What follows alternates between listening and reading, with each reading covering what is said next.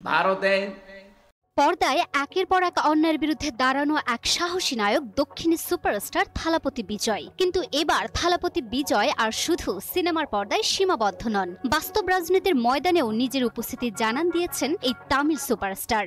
তামিলনাড়ুর কোটি ভক্তের হৃদয়ের অধিপতি থালাপতি বিজয় আনুষ্ঠানিকভাবে রাজনীতিতে যোগ দিয়েছেন। আর তার প্রথম টার্গেট সরাসরি ভারতের প্রধানমন্ত্রী নরেন্দ্র মোদী ও তার দল বিজেপি। কোনো সিনেমা বা কোনো সিরিজে না, বরং বাস্তবেই এবার মোদীর বিরুদ্ধে যুদ্ধ ঘোষণা করলেন তামিলনাড়ুর জনপ্রিয় নায়ক থালাপতি বিজয়।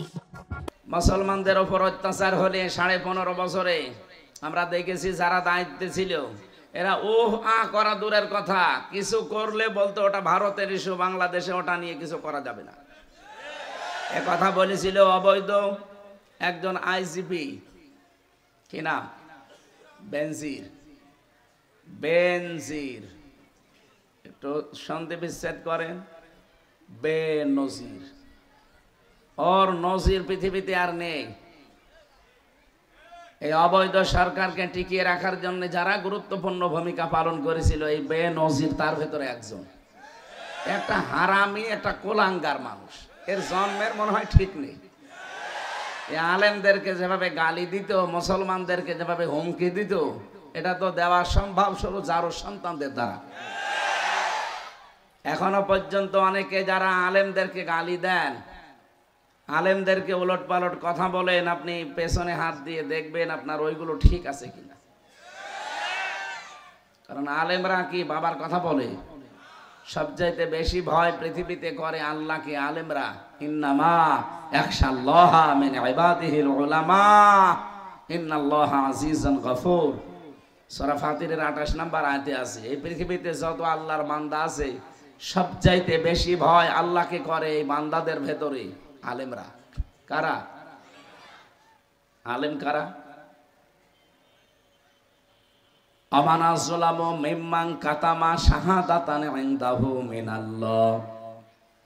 আল্লাহ পাক বলেন, অনেকে মনে করে ওইটা আলেম না, ওইটা বড় জালেম, যাদের কাছে আল্লাহর কিতাবের জ্ঞান আছে, কোরআনের জ্ঞান থাকার পরেও দুনিয়ার কোনো স্বার্থ পেয়ে গোপন করে রাখে। আরে 15.5 বছর এটা সবচাইতে বেশি ছিল। কত বড় বড় নামধারী আলেম নামে জালেম, জ্ঞান ছিল তাদের, শুধু পদবি পাওয়ার জন্য তারা এগুলো গোপন করে জাহির করতো যে আমরাও আলেম। কি কথা বলে না কেন? মাওলানা ফরিদ উদ্দিন মাসুদ নামের আগে মাওলানা লেখা ওর জায়েজ নেই, কারণ ও মাওলানার পুরো উল্টা কাজ করে। মাওলানা রুহুল আমিন বায়তুল মাকাররমের সাবেক খতিব, এটার নামে মাওলানা লেখা ঠিক না, কারণ এই পৃথিবীর নিকৃষ্ট মানুষ এই জালেমা মহিলাকে কওমি জননী নাম দিয়েছে। এক কথা বলেন না কেন? এতটুকু গরিব যদি শেষ করতো তাও তো হয়তো, নৌকা মার্কা নিয়ে দাঁড়িয়েছে। নৌকা মার্কা নিয়ে কোনো মানুষ দাঁড়াতে পারে? কোনো কুকুর যদি দাঁড়ায় মেনে নেওয়া যায়। কুকুরের বিবেক নেই, ও দাঁড়াতে পারে। আপনি একজন মানুষ, আপনার বিবেক আছে, 15.5 বছরে আপনি দেখতে পাচ্ছেন যে দেশে ভোট হয় না, আপনি কোন কারণে নৌকা মার্কা নিয়ে দাঁড়ান? এখন অনেকে আবার দেখছে পায়তারা করছে ওই সিস্টেমে যাওয়ার জন্য, আপনিও কিন্তু ভরাট হয়ে যাবেন। নৌকা মার্কা যেমন ঘৃণিত হয়ে গেছে আজ, যারা এইভাবে রাতের ভোট দিনের আবার ডিস্টার্ব করে, দিনের ভোট রাতে করার জন্য আবার উঠে পড়ে লেগেছেন, বিভিন্ন কায়দা কৌশল খুঁজতেছেন, গোপনে গোপনে সব ভাগ বাটোয়ারা করার চেষ্টায় আছেন। আল্লাহর কসম আপনার এই মার্কাও কিন্তু ঘৃণিত হয়ে যাবে। আমি ইঙ্গিত দিলাম, আশা করছি বিবেকবান যারা, ইশারা তাদের জন্য যথেষ্ট। কারণ জ্ঞানী বোঝে ইশারা, আর গোয়ার বোঝে কিলে। এক লোক শ্বশুর বাড়ি যাচ্ছিল, রাস্তার পাশে দেখে একটা গন্ডা কাতুকুতু দিয়েছে। কোনো হাসির কোনো চিহ্ন নেই। কি গো, কাতুকুতু দিলি তো হাসি। 3 দিন পরে শ্বশুর বাড়ি থেকে ফেরার সময় দেখে হাসতেছে। কি রে গন্ডার, তোরে আমি 3 দিন আগে কাতুকুতু দিলাম আর এখন হাসিস? গন্ডার বলে, বন্ধু 3 দিন সময় লেগেছে আমার কাতুকুতু লাগতে। মানে চামড়া ভেদ করে এসে তো কাতুকুতু লাগবে, 3 দিন লেগেছে। আমার মনে হচ্ছে এখন জালেমরা চলে যাওয়ার পর এমন কিছু মানুষ আছে তাদেরও 3 দিন পরে খবর হচ্ছে যে কাতুকুতু লাগছে। তার ভেতরে চাপাই একজন আছে, ওনার কাতুকুতুই লাগে না।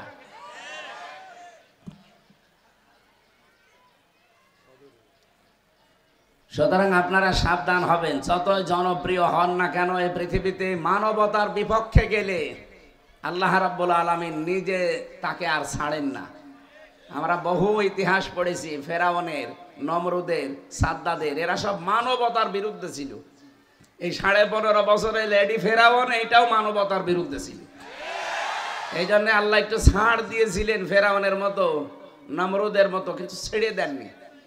আবার যদি কেউ ওই রাস্তায় এগিয়ে যেতে চান, আপনাকে আল্লাহ হয়তো ছাড় দেবে, 5 বছর পরে আপনার বাড়ি ঘরও শ্মশান হয়ে যাবে। বাংলাদেশের যুবকেরা দেখিয়ে দেয়নি? কথা বলে না কেন? যে 32 নাম্বার মানুষ চোমা খেত যে আবেগে, ওটা এখন মাটির সাথে ভরাট হয়ে গেছে।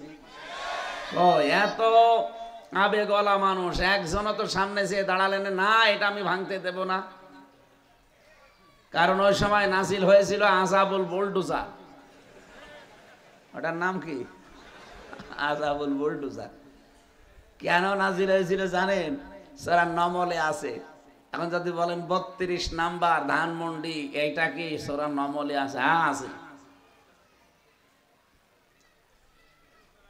আপনাকে আমি ইঙ্গিত দিচ্ছি, 19 নাম্বার পারা, 20 নাম্বার পৃষ্ঠা, 7 নাম্বার লাইনের 52 নাম্বার আয়াতে আছে। আধুনিক তাফসীর দেখবেন, ঠিক ওখানে আমার মনে হয় বাংলায় লেখা থাকবে 32 নাম্বার। অথবা চাঁপাই নবাবগঞ্জ, রাজশাহী, এই পাশে গোদাগাড়ি না, গোদাগাড়ি তানোরের যিনি দায়িত্বে ছিল আল্লাহর এক ওলি, মাথায় টুপি দিয়ে থাকতো, আমি নাম নিলাম না, ওর চরিত্র সে কত নিচে আল্লাহ জানে আর ও জানে। হ্যাঁ, নাম তো ভালো নাম, টুপিও দেখতাম যে ভালো টুপি, চরিত্র এত নিচে নামতে পারে মানুষের, বাড়ি ঘরও একেবারে আল্লাহর রাস্তায় তুলে দিয়েছে মানুষ। আল্লাহ পাক বলেন ফাতিলকা বুয়ুতুহুম খাবিয়াতাম বিমা যালামু। এখানে আলেম আছে, প্রিন্সিপাল সাহেব, ফাতিলকা বুয়ুতুহুম, আল্লাহ যেন তার কুদরতে আঙ্গুল দিয়ে ভাবে দেখাচ্ছে এই সেই ঘরগুলো, খাবিয়াতান, জনশূন্য করে দিয়েছি, ওজাড় গৃহ বানিয়ে দিয়েছি, বিমা যালামু, এদের জুলুমের কারণে। ইন্না ফি যালিকা লাআয়াতাল লিকাউমি ইয়ালামুন, অবশ্যই এর ভেতরে শিক্ষা আছে, লামে তাকিদ, যারা জ্ঞানী তাদের জন্য। আজ সারা বাংলাদেশের 630টা থানা, আপনি একটু চোখ বুলিয়ে দেখেন, আগস্টের 5 তারিখের পর থেকে একবার আযাব নাজিল হয়েছিল, আবার ফেব্রুয়ারির 5 তারিখে নতুন করে আরেকটা আযাব নাজিল হয়েছে। ওখান থেকে ববু শুধু একটু উস্কানি দেয় আর এখানে আযাবুল বুলডোজার নাজিল হয়। আবার উস্কানি দেবেন, আবার আরেকটা আযাব নাজিল হবে। এখন তো সিটি ফোটা আছে, এবার যদি আযাব নাজিল হয় এদেশে জালেমদের কোনো চিহ্ন থাকবে না ইনশাআল্লাহ। এই জন্য সাধু সাবধান। আপনি মনে করছেন যে চেয়ারে বসতে পারলে সব সমাধান হয়ে যাবে, সেই আগস্টের 5 তারিখের আগে হইতো, এখন আর হবে না। মানুষের মন, মাইন্ড সব সেট আপ আলাদা হয়ে গেছে। এখন কেউ যেতে চাইলে তাকে অবশ্যই জনগণের ম্যান্ডেট নিয়ে যাওয়া লাগবে, আর যদি যেতেও পারেন টিকে থাকতে পারবেন না। কারণ সারা বিশ্বের মোড়ল যারা, তাদেরকে অলরেডি ইসলামপন্থী যারা, তারা ক্যাপচার করে ফেলেছে। আপনি টের পাচ্ছেন কি হচ্ছে সারা বিশ্বে। আপনাদের চাঁপাই নবাবগঞ্জের আল্লাহর ওলি এবং ওনার স্ত্রী দুইজন বলেছে ইসলামপন্থী যারা এ দেশে, তারা নাকি 100 ভাগের 10 ভাগ ভোটও পাবে না। ভোট হয়েছে 15 বছর, যে ভোট পাবে? পরিবেশ তৈরি করে দেন নিরপেক্ষ ভাবে, 100 জনের 90টা ভোট পাওয়ার কথা ইসলামপন্থীদের। জরিপ পেয়েছিলাম এই আগস্টের 5 তারিখের পর থেকে জানুয়ারি, কয় মাস হয়?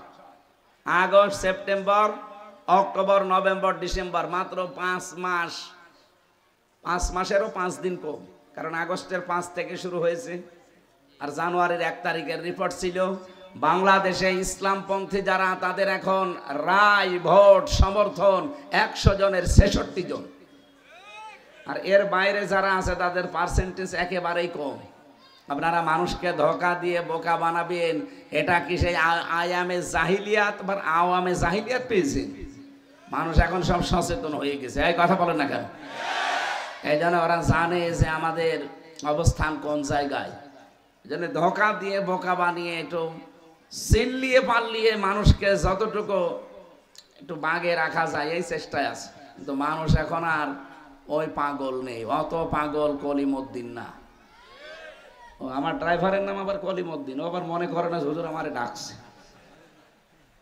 আমরা কি কলিমউদ্দিনের মতো পাগল আছি? আর না, আমরা এখন সচেতন হয়ে গেছি। তাম পৃথিবীর মোড়ল যারা, তাদেরকেও আমরা সচেতন হওয়ার জন্য বলছি। আপনারা সচেতন হবেন। সিয়াম আমাদের কাছে এসেছিল রমজানুল মোবারকে আমাদের সব কিছু জ্বালিয়ে পুড়িয়ে নিঃশেষ ছারখার শেষ করার জন্য, কিন্তু আমরা ওই পর্যায়ে এখনো যেতে পারিনি। আমি প্রিন্সিপাল সহ যারা আলেম আছে তাদেরকে একটা প্রশ্ন করছি, আমরা আছি সিয়াম না সওম? সিয়াম। সিয়ামের দ্বারা সওম উদ্দেশ্য, কারণ হাদিসের ভাষায় আপনি পাবেন আসিয়ামু লি ওয়া আনা আজজি বিহি, এরকম হাদিস আছে স্যার? না, নেই। আসিয়ামু লি কোন জায়গায় আছে? আসসাওমু লি আছে। আসসাওম আর সিয়ামের ভেতরে পার্থক্য কি? সিয়াম ধারাবাহিক ভাবে আসতে থাকে, এটা কন্টিনিউ ইবাদত, একটার পর একটা আসবে। এই জন্য তো বিভিন্ন নবীদের উদাহরণ দিলাম, তারা প্রত্যেকে এভাবে রোজা রেখেছিল, তাদের সিস্টেম আলাদা ছিল। 1 বছরে তাদের 1 মাসে 1 সপ্তাহে রোজা আসতেই থাকতো। আমার কথা বুঝতেছেন? কন্টিনিউ যেটা আসে ধারাবাহিক ভাবে তার নাম সিয়াম, আমরা যেটা আছি। কিন্তু সিয়ামের দ্বারা সওম আপনাকে পালন করা লাগে। সওম পালন করার জন্য কিছু কাজ কারবার আলাদা আছে। হযরতে মরিয়মের সওম ছিল কি? তিনি কথা বলতে পারতেন না, সব করতে পারতেন, বলতেন আমি কথা বলতে পারবো না, এটা নিষিদ্ধ। তাদের সওমের উদ্দেশ্য ছিল এইটা। এমনকি আমাদের নবী মুহাম্মদ রাসূলুল্লাহ সাল্লাল্লাহু আলাইহি সাল্লামের উম্মত পর্যন্ত সাহাবা একরাম আমরা দেখেছি, উহিল্লা লাকুম লাইলাতাস সিয়ামির রাফাসু ইলা নিসাইকুম, এই আয়াতের ব্যাখ্যায় পড়েছি তাদের রোজা ছিল এশার নামাজ পড়ে যখন ঘুমিয়েছে, তো এই ঘুম থেকেই তাদের রোজা আরম্ভ, একেবারে ওই তারপরের দিন ইফতারি পর্যন্ত। তাহলে কত ঘন্টা হয়? প্রায় 12-24 ঘন্টা। কথা বুঝতেছেন? এক সাহাবীর জন্য, হযরতে কায়েস রাদিয়াল্লাহু তাআলা আনহু, তার জন্য আয়াতটা নাজিল হয়েছিল। তিনি স্ত্রী সহবাস করে ফেলেছিলেন। সাহাবী রাসূলের কাছে জিজ্ঞাসা করলেন, আমি তো এই কাজ করে ফেলেছি রোজা রাখা অবস্থায়। তারপরে আল্লাহ যে সেহরির যে নিয়ম নীতি এটা দিলেন। তাছাড়া এর আগে কিন্তু সিয়ামের যে বিস্তৃতি ছিল, ওই যে এশার নামাজ পড়ে যখন ঘুমিয়ে যাবে ওই থেকে তার রোজা শুরু। আমার মনে হয় ওইটা যদি থাকতো আমরা অনেকে এরকম রোজা এখন রাখতে পারতাম না। 24 ঘন্টা না খেয়ে থাকা অনেক কঠিন ব্যাপার না? আল্লাহ রাব্বুল আলামিন এই যে সিয়াম, বিশেষ করে সেহরি খাওয়ার মাধ্যমে যে নিয়ম নীতিটা আমাদেরকে দিলেন, সুম্মা আতিম্মুস সিয়ামা ইলাল লাইল, তোমরা পূর্ণ করো রোজাকে রাত পর্যন্ত। এই নিয়মটা দেওয়ার পরে এটা আমাদের কাছে সহজ হয়ে গেছে। কিন্তু সিয়ামকে সওম হিসাবে যদি পরিগণিত করতে হয়, 4টা বিষয় থেকে আপনাকে বিরত থাকা লাগবে। আর এই 4টা বিষয় যাদের ভেতরে পুঙ্খানুপুঙ্খানু পাওয়া যাবে তার হবে সওম। আর এর জন্য হাদিসে কুদসি আস-সাওমু লি ওয়া আনা আজজি বিহি, রোজা আমার জন্য, রোজার পুরস্কার আমি নিজে দেব, অথবা আমি নিজেই তার পুরস্কার হয়ে যাব। ওয়া আনা উজজা বিহি। এবার আসেন তো 4টা বিষয় আমাদের ভেতরে আছে কিনা আমি একটু টাচ দেই। এই ছেলে, এটা কি ডাকো? বসেন। আমার এখানে বক্তব্য দিয়ে উনি চলে যাচ্ছে, চলে গেলে আপনাকে এখানে বসিয়ে দেব। এই এদিকে তাকান, আপনি হাত তুলে আছেন কেন? এই যে সাদা টুপি,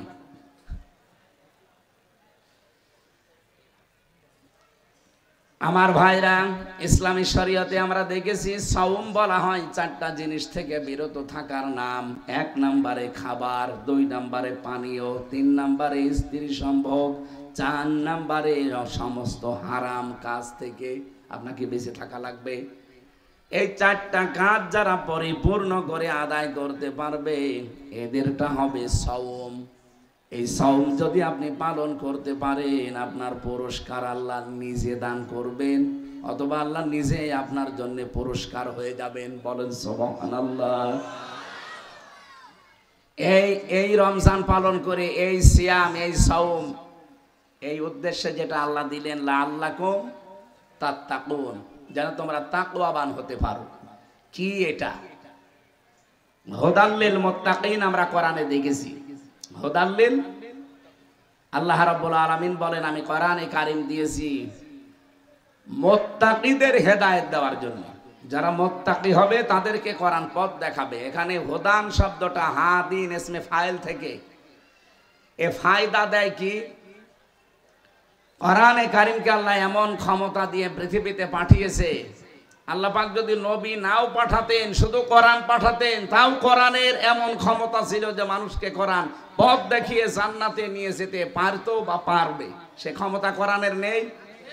আছে। তার প্রমাণ কি? এখন নবী নেই কিন্তু কোরআন আছে না? হাজার হাজার লক্ষ লক্ষ মানুষেরা আজ কোরআনের কাছে এসে হেদায়েত পেয়ে তারপরে জান্নাতের পথ পাচ্ছে। এখানে কোরআনকে হুদাল্লিল মুত্তাকিন আল্লাহ বললেন প্রথমে, দ্বিতীয় নম্বরে বলেছেন হুদাল্লিন নাস। এটা শুধুমাত্র মুত্তাকিদের না, মানুষকেও হেদায়েত দেবে। 3 নম্বরে আল্লাহ বলেন হুদাল্লিল মুসলিমিন, এটা শুধু মুসলমানদেরকে হেদায়েত দেবে।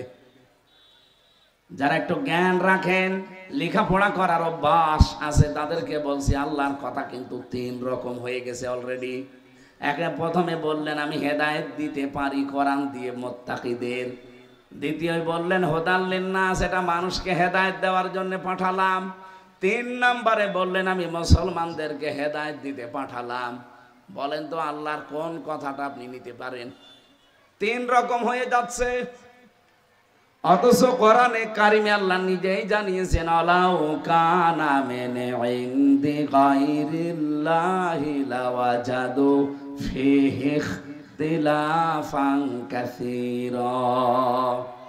এ কোরআনে এমন কোন বিধান আমি দেইনি যে একটার সাথে আরেকটার মিল নেই, না, এমন কোন বিধান কোরআনে নেই। অথচ 3 রকম আয়াত পেলাম শুধু কোরআন নাজিল করার উদ্দেশ্য। এর ভেতরে এক করা লাগবে। তাফসিরে ফি জিলালিল কোরআনে মুফাসসির বলেন আল্লাহ পাক হুদাল্লিন নাস বলেছেন, এইটাও ঠিক আছে। হুদাল্লিল মুত্তাকিন বলেছেন, এইটাও ঠিক আছে। হুদাল্লিল মুসলিমিন বলেছেন, এইটাও ঠিক আছে। এই গুরুত্বপূর্ণ বিষয়, আপনি না শুনলে বুঝবেন না। এদিকে তাকান। জায়গা আছে বসা।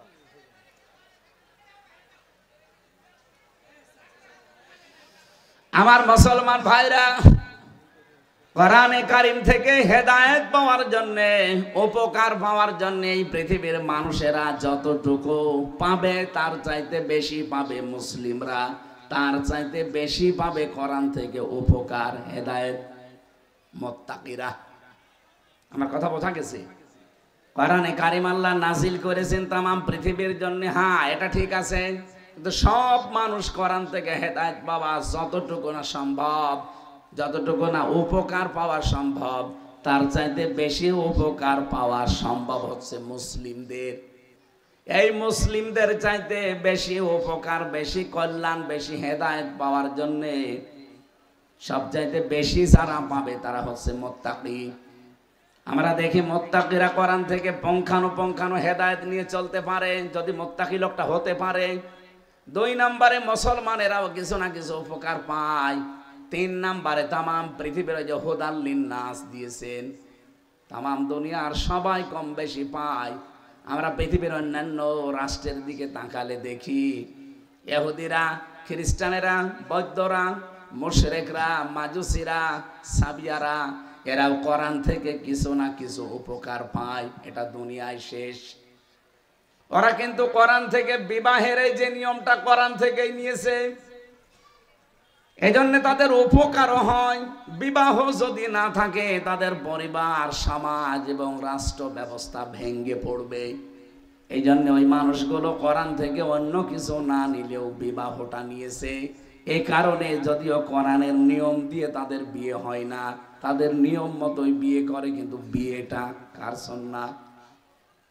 রাসূলুল্লাহ। আন-নিকাহু মিন সুন্নতি ফামান রাগিবা আন সুন্নতি ফালাইসা মিন্নি।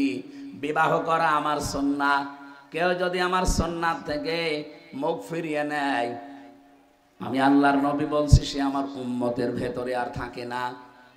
ওই মানুষগুলো দেখেন, তারা কিন্তু পারিবারিক জীবনের, সামাজিক জীবনের এই নিয়ম নীতি ঠিক রাখার জন্যে, এটা যেন ধ্বংস হয়ে না যায়, তারা বিবাহটা নিয়েছে। 2 নাম্বার দেখবেন তারা রাজনীতি নিয়েছে।